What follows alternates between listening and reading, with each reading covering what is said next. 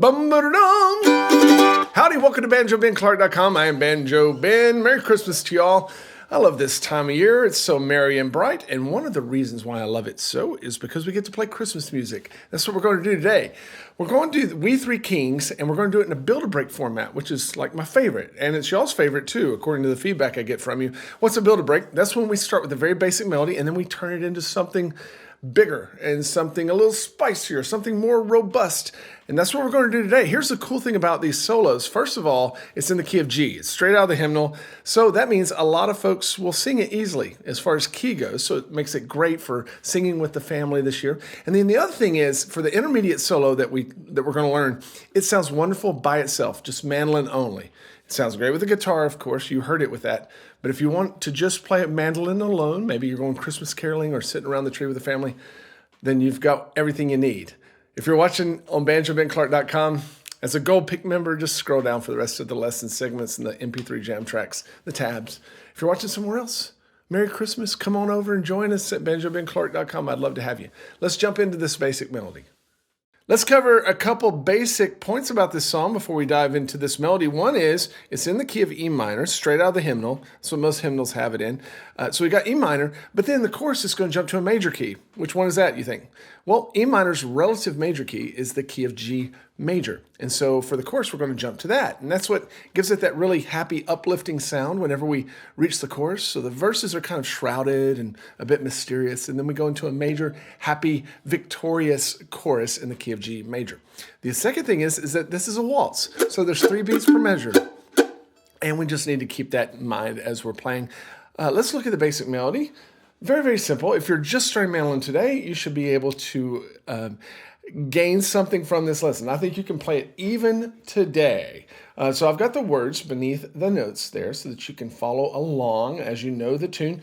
The other thing is I have those arrows beneath each one of the notes. They're all down arrows, meaning all down strokes picking toward the floor.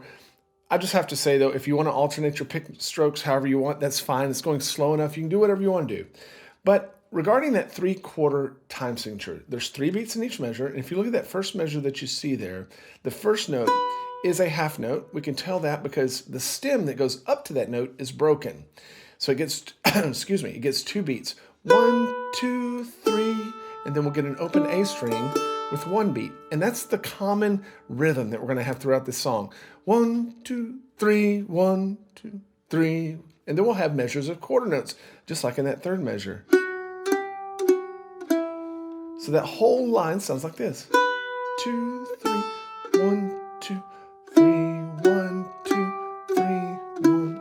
And then that second fret there in the last measure will hold out for that entire 3 beats. 1, 2, 3. And I just want to encourage you, if you're just starting to play, to try to hold these frets down as long as you possibly can until you have to lift your fingers. You might be tempted to lift them early and you get more of a bouncy sound. But hold those fingers down. We want it really, really smooth. And then you're also welcome to do a little bit of tremolo whenever you hit those long notes. The second line is exactly like the first, so we don't need to cover anything there. When we get to measure 11, we're going to start climbing. And we see a lot of the same rhythms, right? Where you have that half note and then a quarter note on the end. 1, 2, 3, 1, 2, 3, 1, 2, 3, 1, 2, 3. And again, you could spice that up immediately by maybe tremoloing over those half notes. That would sound really good, wouldn't it? Now, as we wrap up this minor sounding chorus, nothing difficult. We're just following the melody, measure 15. 1, 2, 3. Then we have this transition measure in measure 18, where we're transitioning to the major chorus. And sometimes people would play 2 measures here. I'm just going to squish it down to 1. I think it sounds good. 1, 2, 3. And now we go into the chorus, measure 19. Now this is very, very easy to play. It's a great song for a beginner to learn. It also makes it fun to spice up, as we'll see in just a bit. But we have nothing out of the ordinary, nothing that we haven't seen so far. It just sounds like this. 1, 2, 3, 1, 2, 3, 1, 2, 3, 1, 2, 3. The next line is exactly the same. And as we get to measure 27, we climb a little bit, and that's actually the exact same melody as we see in part of the chorus or the verse. 1, 2, 3, 1, 2, 3, 1, 2, 3, 1, 2, 3, and then we wrap it up.